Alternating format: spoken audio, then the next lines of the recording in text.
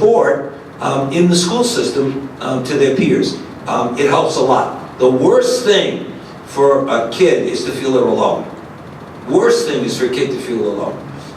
And so we need to encourage our kids to create these support systems. Back, I think a month or two ago, ICLI had a program, just following up on what Rabbi just said. They had a program where they had the local school come and participate in the mosque and attend the mosque and kind of humanize the Muslims in the area. So I look at the news article, I look at the image of the children, the junior high school or high school children, I forget, in Westbury that attended this mosque. And all I see is blacks and Hispanics, and maybe one or two white that probably are Russian or some kind of immigrants, and I see minorities coming to visit a minority. So what we did at Hillside Islamic Center is we're like, okay, let's send out letters to our schools and let's follow up with this. This is great. And we reached out to 6, 7 schools, had a representative go and talk to them that, get the kids over to the mosque or have us come and humanize each other. Not one response. Not one principal reaches out. And it's interesting, we go and take our children to museums to look at and appreciate dead civilizations when we haven't even humanized the current civilizations around us. Why are we okay with visiting and okay with taking our kids to museums and not having them go to the local synagogue, the local mosque, the local church, and make that a school trip? So there has to be these kind of conversations. That the people that are dead, yeah, they're dead. But it's more important to work with the people that are living. It's one of the reasons we created Children of Abraham. Because some of these things, schools are very sensitive about religious presentations and what goes on in the nature of religion. So some of this stuff has to take place outside of school. And that's why it's important for us at the community level to create coalitions of our religious and ethnic communities so that we can do that programming with our kids and make sure that our kids get to meet people of other faiths and backgrounds and understand, why somebody wears what they wear, why somebody eats the way they eat, why somebody dresses the way they dress, and who their heroes are. Who their heroes are. Yes, Rabbi Pro. I just want to conclude where I began. Many years ago, as Carrié received a Good Deed Award for Long Island teenagers. Now, that began 26 years ago when all I heard, or all we hear in the newspapers was the bad kids, shooting and all that stuff.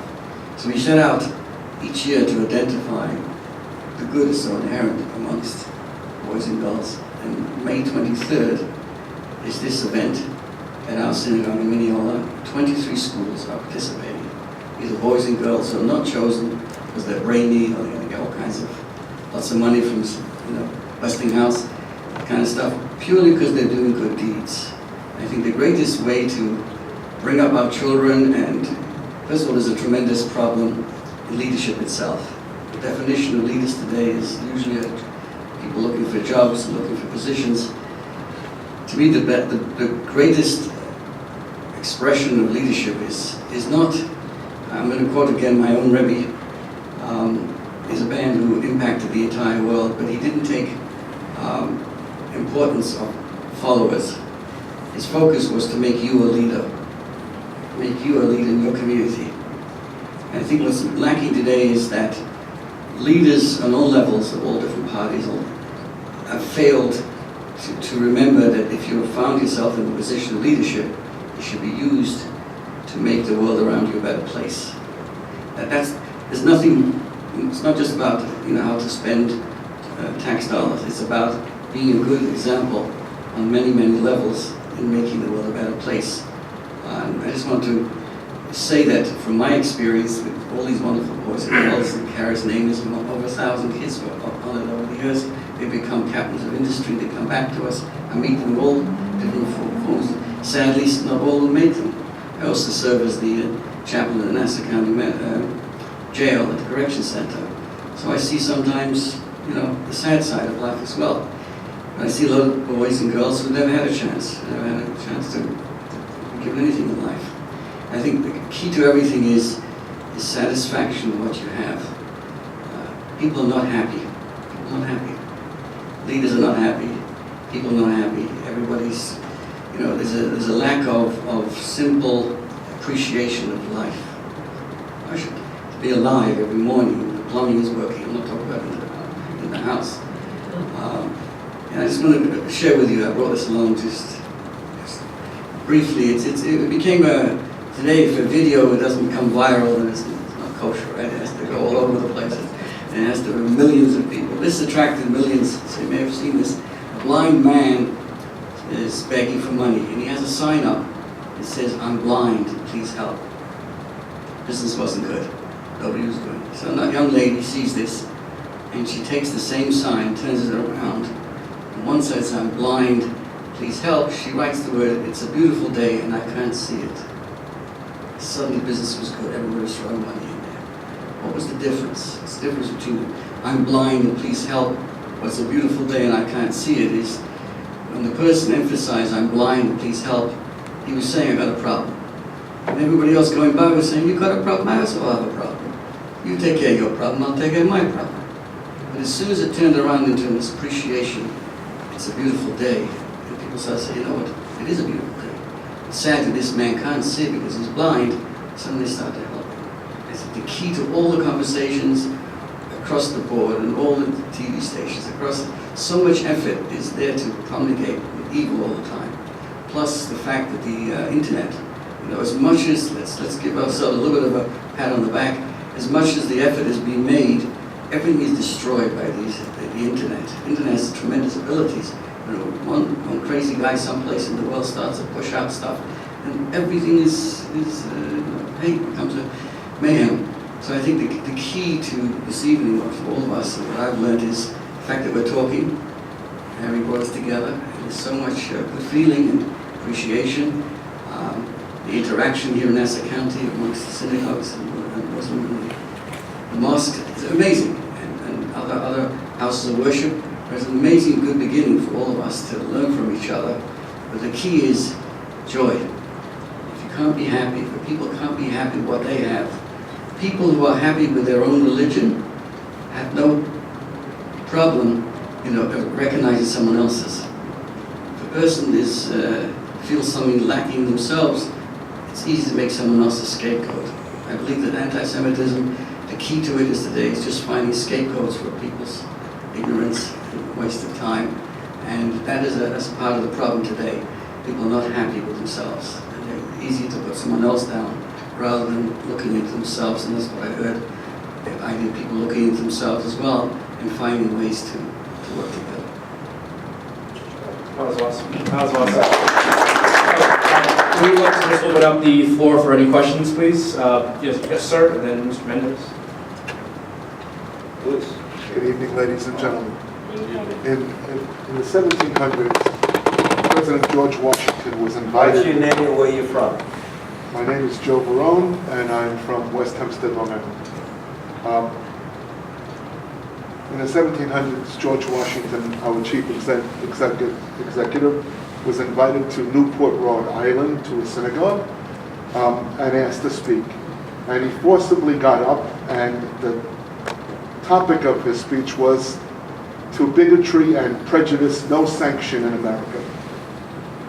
Unfortunately, we have executives now who, by saying nothing, they're deafening by their silence. They say nothing. 3 black churches were burnt last week. No chief executive said boo. Nobody came to visit the sites. Nobody came to pray with their ministers. We're in a situation, unfortunately, where prejudice is sanctified by saying nothing. And we have to open our voices.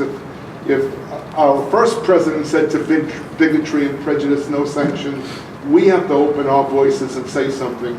And I'm hoping we didn't talk about a lot of sensitive issues, and I'm not afraid to talk about them.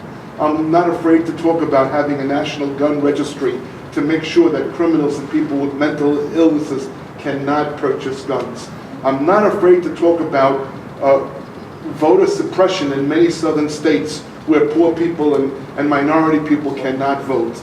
I'm not afraid to talk about prejudice against gay people, which we did not mention tonight, who are also our brothers and sisters. And I hope that we think about some of the issues. Rabbi Vernon said it, I do it every day. There's not a day that I don't write 1 or 2 letters. Ed Robb probably hates my name, though he's very, very nice. Todd Kaminsky hates my name.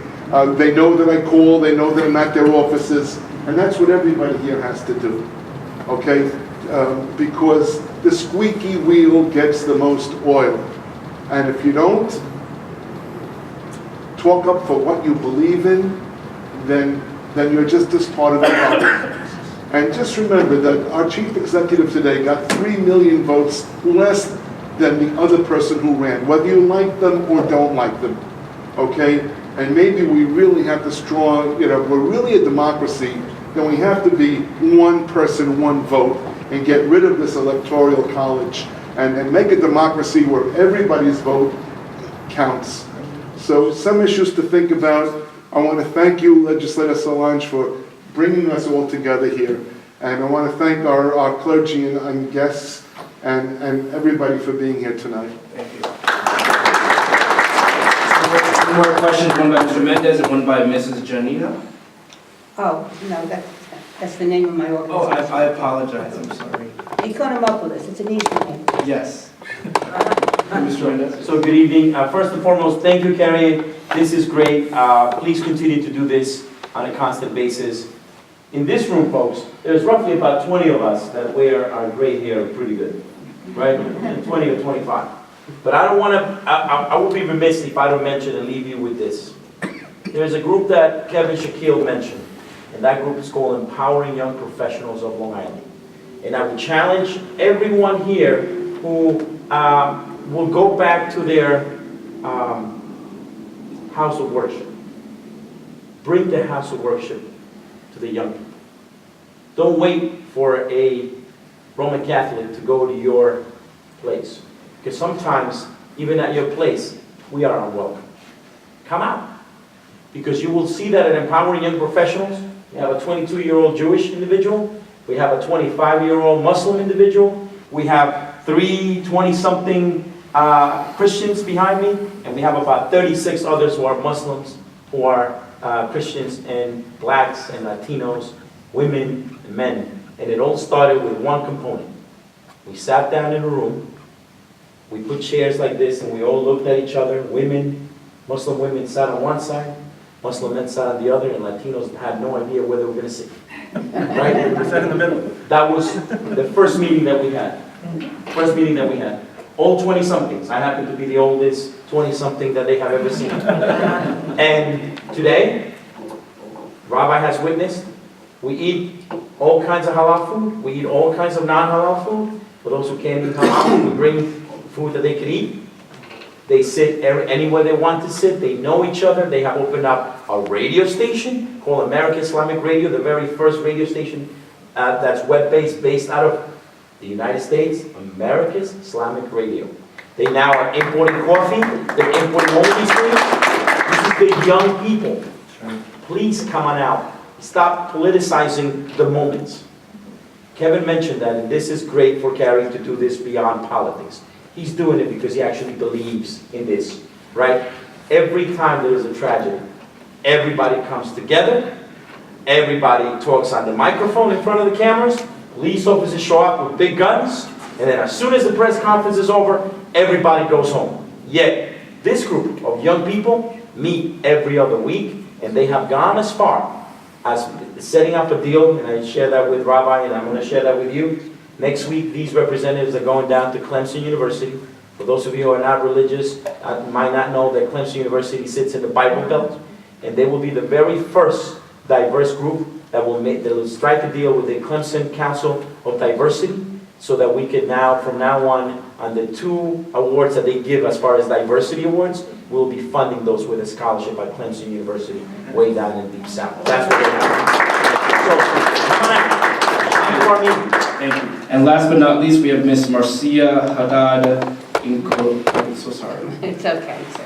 I'm used to it. I'm a museum director. Not all museums deal with dead civilizations. I have a museum that's inside a living synagogue in New York City on the Lower East Side, Broome Street, Broome Street. off Allen, 280 Broome Street. half a block off Allen. Kalakadoshi Yanina. I take my position as a museum director and an educator very seriously. But everybody in this room, we're all educators. We all have that responsibility. The one group that stuck out of the thousands of people who have come through my museum was a charter school in East Williamsburg, the Lion School, where two magnificent teachers started a program to teach tolerance. They go to a Buddhist temple down on the Lower East Side.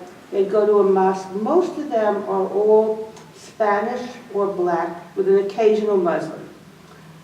I'm the first Jew they've been able to speak to. They live in East Williamsburg, and I open up the floor. I said, ask me anything you want. They question whether I'm Jewish because the Jewish women that they meet don't look like me.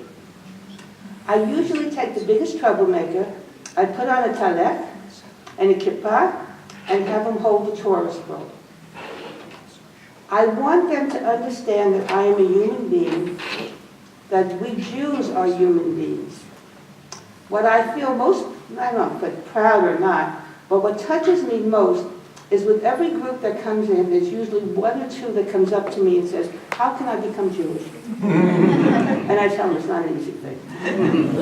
But I think we have to do more of this. I mean, there was talk about what we can do. I think the schools have a responsibility to send out delegates like these two teachers to visit sites of worship, to familiarize their students with the diversity in their community. But it all starts with us. We are the educators. Thank you. Thank everyone here tonight who came here tonight, and this will be the first of many conversations and dialogues. And again, I'm thankful for everyone who came here tonight, especially as the Holy Week continues and other holidays are approaching. Again, I'd like to thank especially Mr. Arthur Tamirzi, Executive Director of the APAC. Thank you for being here. I appreciate that. And also, he left earlier, but Mr. Malik Abid was here earlier, who was an ambassador who helps promote a lot of interfaith dialogue and is a resident of the 3rd District. Again, I am very hopeful when it comes to our future. I believe, again, that the better side of us will prevail and goodness will prevail over evil as we continue just to engage. It's not about just being faithful, but it's also about doing good works. And again, I want to thank everyone who came here tonight, and I will email you a copy of the video. I don't know which religious leader to ask to do a blessing here. It'd be quite difficult, but Pastor Joel is a pastor in Elmont. Would you like to give a prayer before we leave? Yeah, thank you.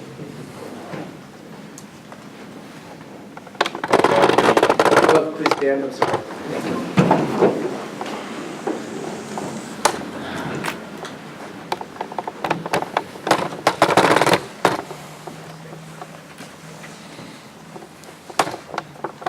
Father, we thank you for this wonderful meeting that we had today.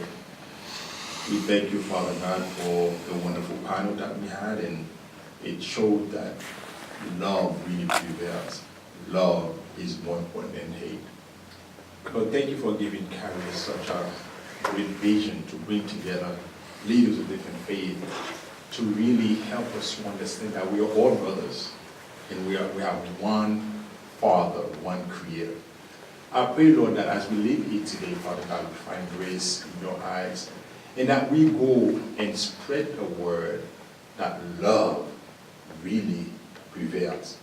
I pray that you may help us, Father God, to come back and to eradicate all aspect, all remainder of hate and disunity and discord in our midst, Lord. I pray as we celebrate this Holy Week, Father God, that we learn to humble ourselves and learn to become more compassionate and more loving towards one another. And just like the good word said, Lord, for us to love our neighbor as ourselves. Be glorified, be exalted in all that we do. Amen. Thank you. Amen. Thank you very much, everyone. Have a great evening.